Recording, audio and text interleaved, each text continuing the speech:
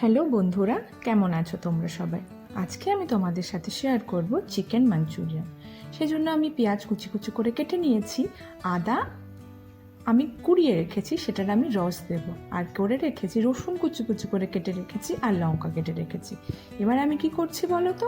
দেখো, তোমরা চাইলে যে চিকেনটা রয়েছে সেটা গ্রাইন্ডারে গুঁড়ো করে নিতে পারো বা গ্রাইন্ড করে নিতে পারো, কিন্তু আমার মনে হয় মাঞ্চুরিয়ান বানানোর জন্য চিকেনটা এরকম করে ছোট ছোট করে কেটে নিয়ে কিমা বানিয়ে নেওয়া ভালো। তাই আমি সেটাই করে নিচ্ছি।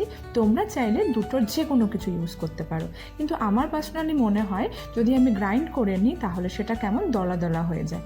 চলো আমি পুরো চিকেনটা এইভাবে ছোট করে কিমা করে নিই, তারপরে ফিরে আসছি। দেখো, এদিকে আমার চিকেনটা কিমা করা হয়ে গেছে। এটা কিন্তু আমি নিজে হাতে ছুরিতে করেছি।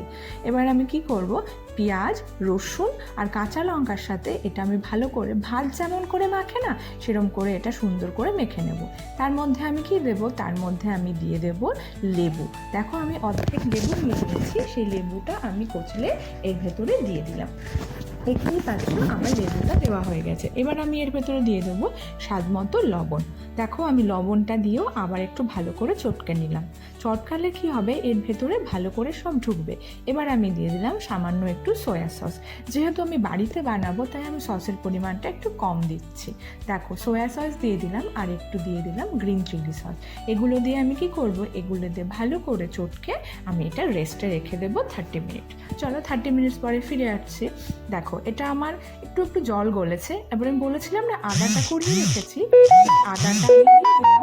এবার আমি দিয়ে দিলাম এর ভেতরে ডিম, একটা ডিম দিয়ে দিলাম। এবার আমি দিয়ে দেবো 2 চামচ ময়দা, আর দিয়ে দেবো 2 চামচ কর্নফ্লোর বা কর্নস্টার্চ, তোমাদের কাছে যেটা থাকবে সেটাই দিতে পারো।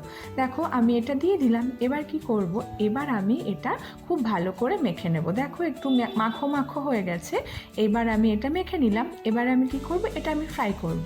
এই জন্য আমি কড়াইতে তেল দিয়ে তেলটা গরম হতে রেখে দেবো।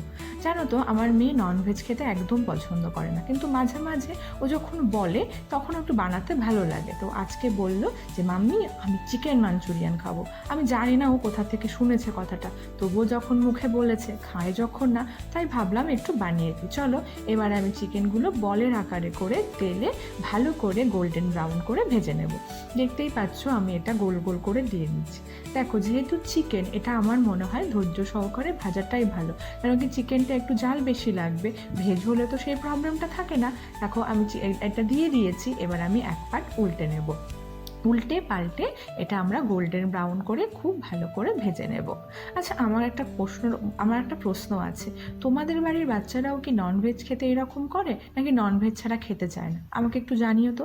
আমি এরকম অনেক বাচ্চা দেখেছি যাদের বাড়িতে ননভেজ না হলে তারা ভাত খেতেই চায় না। আমি ছোটোবেলায় এরকম ছিলাম, কিন্তু আমি জানি না আমার মেয়েটা কেন এরকম হয়ে গেল। যাই হোক, হয়েছে যখন, কিছু করার নেই। আচ্ছা, চলো দেখা যাক। এর কথা বলতে বলতে আমার এগুলো ভাজা হয়ে গেল।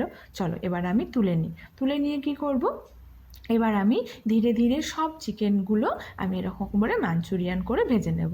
চলো আগে ভেজে নিই। দেখতেই পাচ্ছ আমার চিকেনগুলো তোলা হয়ে যাচ্ছে। এবার আমি আরেকটা ব্যাচ দিয়ে ভালো করে এটা ভেজে নেব। চলো, দেখো, আমার চিকেনগুলো প্রায় ভাজা শেষ হয়ে যাচ্ছে।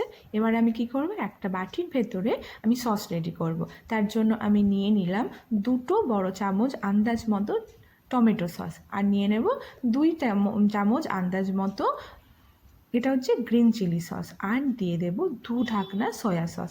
দেখতেই পাচ্ছ আমি এটা দিয়ে দিলাম। দেখো, এটা দিয়ে এই সসটা আমরা গ্রেভি বানাতে ইউজ করব। এই সসটা আমরা দিয়ে দিলাম। এবার কি করব, চামচ দিয়ে ভালো করে ঘুটিয়ে আমরা সসটা রেডি করে রেখে দেবো। দেখতেই পাচ্ছ আমার সসটা আমি রেডি করে এদিকে রেখে দিলাম। আর এদিকে আমার চিকেনগুলো কিন্তু ভাজা অলরেডি হয়ে যাচ্ছে। দেখো, তোমাদের সাথে কথা বলতে বলতে আমার মাঞ্চুরিয়ানগুলো তৈরি হয়ে গেল। আমি এবার এই মাঞ্চুরিয়ানগুলো তুলে নেব। চলো মাঞ্চুরিয়ানগুলো তুলে নিই। এবার কি করব বলো তো? দেখো, ভাজার জন্য তো আমি অনেকটা তেল দিয়েছিলাম, এতটা তো তেল লাগবে না, তাই আমি তেল তুলে নিলাম।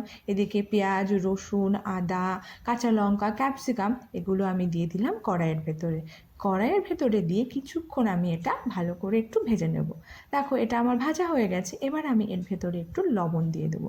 সত্যি কথা বলছি, মাঞ্চুরিয়ান বা তুমি যদি চিলি সস মানে চিলি চিকেন বা কিছু বানাও, তার ভেতরে যদি তোমার এগুলো গলে যায়, পেঁয়াজ ক্যাপসিকাম, অতটা খেতে ভালো লাগে না, একটু শক্ত হলে ভালো লাগে।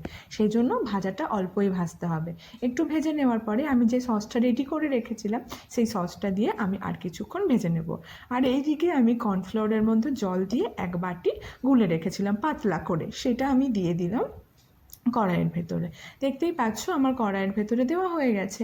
এটা যখনই জাল উঠে যাবে, আমি যে মাঞ্চুরিয়ানগুলো বানিয়ে রেখেছিলাম সেই মাঞ্চুরিয়ান বলগুলো কিন্তু আমরা এর ভেতরে দিয়ে দেব। দিয়ে এবার কি করব, দিয়ে একটু জাল দিয়ে আমরা ঢাকনা দিয়ে ঢেকে দেব।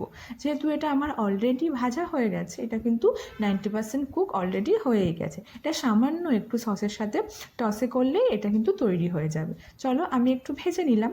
ভেজে নেওয়ার পরে কি করব, ঢাকনাটা দিয়ে একটু ঢেকে নেব।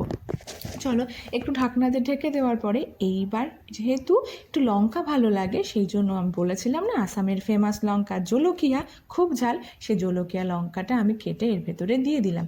এবার কি করব, এবার ঢাকনা খোলা হয়ে গেছে, এবার কিন্তু আমার এটা তৈরি হয়ে গেছে। এবার আমি কি করব, এবার আমি উপর দিয়ে ধনেপাতা ছড়িয়ে দেব। দেখতেই পাচ্ছ আমার উপর দিয়ে ধনেপাতা ছড়ানো হয়ে গেছে। ধনেপাতা ছড়িয়ে দিয়ে আর একটু ভেজে নিলেই তৈরি হয়ে গেল। দেখো ধনেপাতাটা যেহেতু একটু শক্ত, সেহেতু আমি একটুখানি ঢেকে দিয়েছিলাম, তারপরে নামিয়ে নিলেই তৈরি হয়ে গেল চিকেন মাঞ্চুরিয়ান।